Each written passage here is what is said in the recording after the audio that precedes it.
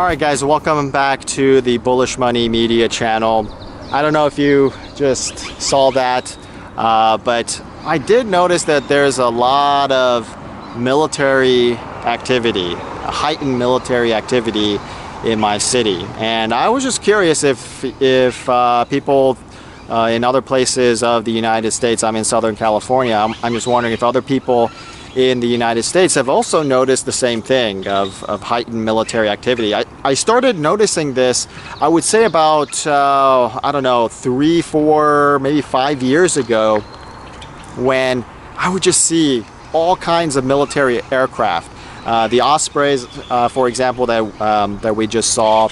I've seen Apache attack helicopters and other military helicopters flying about, a lot of the cargo choppers, so to speak.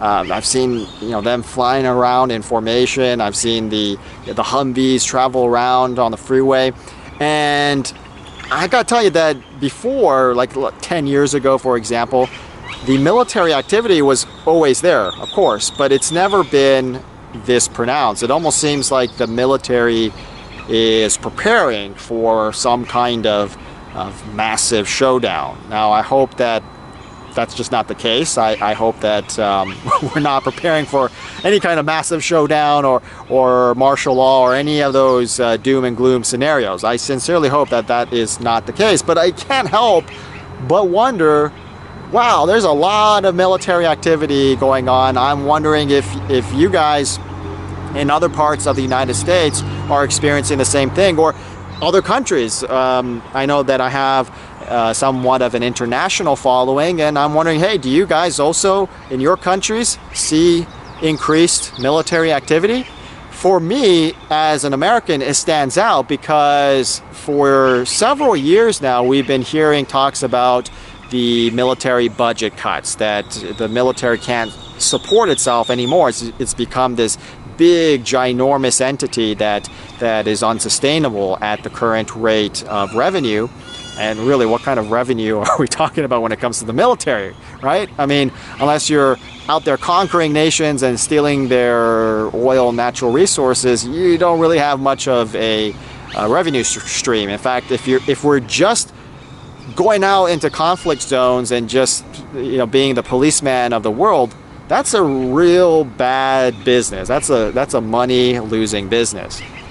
But anyways, it really stands out. As an American, it stands out because for years, again, we've been hearing about these budget cuts. So if there's budget cuts and there's officers, and both officers and enlisted folks that are getting quote-unquote laid off prematurely because the government cannot support the enormous pensions that these guys, especially the officers, generate. I mean, if you're an officer in an air-conditioned room and you pretty much spend 20 years pushing paper, I mean, you get like crazy benefits for doing paperwork that is well away from the battlefield.